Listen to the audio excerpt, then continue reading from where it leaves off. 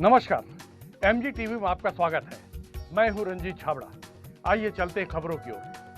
भारतीय जनता युवा मोर्चा छत्तीसगढ़ प्रदेश अध्यक्ष अमित साहू के आह्वान पर धमतरी जिले में 7 मई को छत्तीसगढ़ प्रदेश की भूपेश बघेल सरकार द्वारा विगत दिनों में प्रदेश में 18 वर्ष एवं 18 वर्ष से ऊपर 44 वर्ष तक की उम्र के लोगों का टीकाकरण कार्य स्थगित कर दिए जाने के विरोध में सोशल मीडिया के माध्यम से कला दिवस निरूपित करते हुए इसे जनविरोधी निर्णय बताया तथा भारतीय जनता युवा मोर्चा धमतरी जिले के अध्यक्ष विजय मोटवानी ने अपने घर के सामने सरकार के खिलाफ प्रदर्शन किया, जिसमें काले कपड़े पहनकर हाथों में काली मटकी, काले गुब्बारे रखकर विरोध किया। वहीं सूत्रों की माने तो प्रदेश में 18+ वैक्सीनेशन में आरक्षण के मामले में राज्य सरकार को बड़ा झटका लगा है। बिलासपुर हाई कोर्ट में हुई सुनवाई में कोर्ट ने फटकार लगाते हुए कहा है कि राज्य सरकार को वैक्सीनेशन पर रोक नहीं लगा सकती है। देखिए, प्रदेश के आह्वान पर आज भारतीय जनता युवा मोर्चा के द्वारा काला दिवस मनाया गया है। आप लगातार देखेंगे कि युवाओं के अधिकार से वंचित करने का प्रयास अगर कोई करती है तो छत्तीसगढ़ कांग्रेस की सरकार करती है। इससे पूर्व में भी आपने देखा होगा, भारतीय जनता युवा मोर्चा के द्वारा हस्ताक्षर अभियान चलाया गया, लोक सेवा आयोग में कैसे गड़बड़ी हुई। फिर आप देखेंगे इन छत्तीसगढ़ सरकार, कांग्रेस सरकार को जनादेश मिलता है। उन्होंने अपने घोषणा पत्र में लिखा था कि हम युवाओं को रोजगार देंगे, हम युवाओं को बेरोजगारी भत्ता देंगे। कहाँ गया बेरोजगारी भत्ता? और आज जब अपनी जान जोखिम में डालकर युवा वर्ग काम कर रहे हैं, देश का भविष्य अगर कोई है तो युवा है।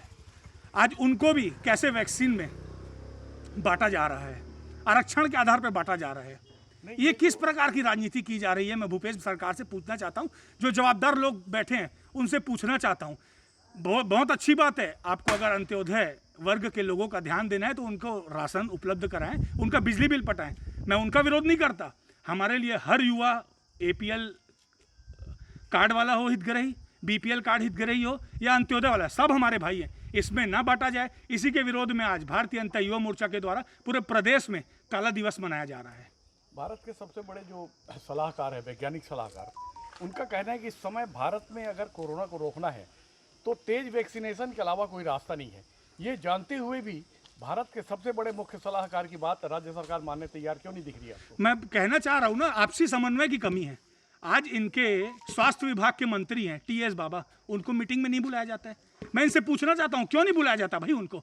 आपका आपसी समन्वय नहीं बन पाता, उसका भुगतान क्या छत्तीसगढ़ के राज्य के हमारे युवा भुगतेंगे क्या तत्काल प्रभाव से? इससे पूर्व में आपने देखा होगा कि इन्होंने कोरोना काल में दारू में 400 करोड़ रुपए का अतिरिक्त फंड लाया। मैं इनसे भी पूछना चाहता हूँ, 400 करोड़ रुपए के आसाम के चुनाव में खर्च कर दिया आपने?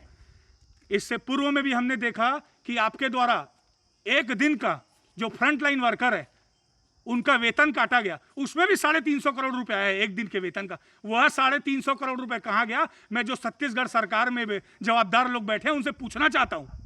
नहीं, ये पहले इनके जो नेता हैं, राष्ट्रीय स्तर के बड़े नेता हैं, राहुल गांधी वगैरह, वो तो पहले वैक्सीनेशन के विरोध करते रहे।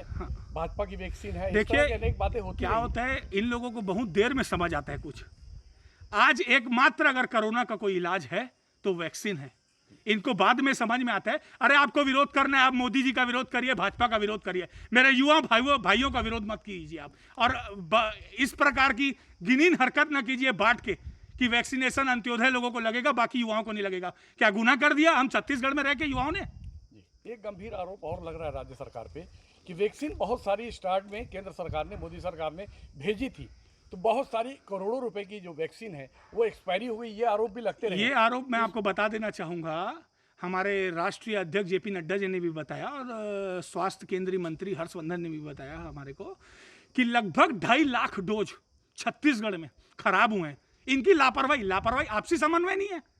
मुख्यमंत्री जी अलग चल रहे हैं, स्वास्थ्य मंत्री जी अलग चल रहे हैं, उसका भुगतान छत्तीसगढ़ सरकार को भुगतना पड़ रहा है। तो ये जो जनधन की हानि हुई है, क्या भूपेश बघेल से वसूल करना चाहिए? बिल्कुल करना चाहिए, इनसे वसूल करना चाहिए। छत्तीसगढ़ सरकार में जो जवाबदार लोग बैठे हैं, इसके जवाबदार सब इन्हीं लोग हैं। तो इस बार क्योंकि 18 वर्ष से 44 वर्ष के आयु के व्यक्तियों का टीकाकरण निरस्त करने की भूपेश बघेल सरकार की योजना है, तो उसके दुष्परिणाम किस रूप में होंगे, उसका जवाबदार कौन रहेगा? देखिए, 3 दिन पहले इन्होंने बड़े बड़े फ्लैक्स लगाए। जितने कांग्रेस के बड़े बड़े जवाबदार लोगों थे उन्होंने सोशल मीडिया में पोस्ट किया, हमारे मुख्यमंत्री छत्तीसगढ़ के भूपेश बघेल के द्वारा निःशुल्क टीका दिया जाएगा 18 वर्ष के ऊपर लोगों को। कहाँ गया वो टीकाकरण? मैं इनसे पूछना चाहता हूँ और इनसे ये भी पूछना चाहता हूँ मैं जवाबदार लोगों से कि आप कहते हैं कि हमने टीके का ऑर्डर किया है, कौन सी कंपनी में आपने छत्तीसगढ़ युवाओं के लिए टीके का ऑर्डर किया है? मैं आपसे पूछना चाहता हूँ, स्पष्ट करें आप मीडिया के माध्यम से। तो आज के दिन को आप काला दिवस कैसे मान रहे हैं? आज हमारे प्रदेश के प्रदेश अध्यक्ष आदरणीय अमित साहू जी के आह्वान पर पूरे छत्तीसगढ़ में काला दिवस मनाया जा रहा है। ये गूंगी बहरी अंधी सरकार को जगाने का काम और प्रभु श्री राम जी से हम पूजा अर्चना करेंगे कि ऐसे लोगों को बुद्धि प्रदान करे, सद्बुद्धि प्रदान करे। फिर अक्षम में गलतियां करने जा रही है राज्य सरकार वैक्सीनेशन को रोककर। आज जबकि वैक्सीनेशन के अलावा कोई भारत के पास ऐसा विकल्प नहीं है कि कोरोना के तेज बढ़ते कदमों को रोका जा रहा है, ऐसे गंभीर समय में इस तरह के निर्णय लेना, क्या लगता है एक जन कल्याणकारी सरकार ले सकती है ऐसे निर्णय? देखिए, इस चीज़ में मैं नेहरू जी का ही एक लाइन इनको कोट करना चाहता हूँ कि वो बोलते थे कि आज का युवा कल का भविष्य है देश का। हालांकि हम तो भारतीय जनता पार्टी शुरू से मानते हैं कि आज का युवा आज का भविष्य है, आज ही का नागरिक है, लेकिन उसके बाद भी अगर आज के युवाओं के भविष्य के साथ इस प्रकार से खिलवाड़ किया जाएगा, उनको वैक्सीन उपलब्ध नहीं कराया जाएगा।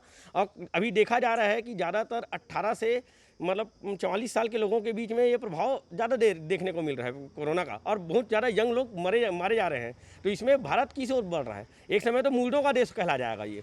और वैक्सीन के लिए देरी और लापरवाही का आलम तो ये है कि जब पहली बार जब वैक्सीनेशन चालू हुआ तो इनकी नीयत ही नहीं थी।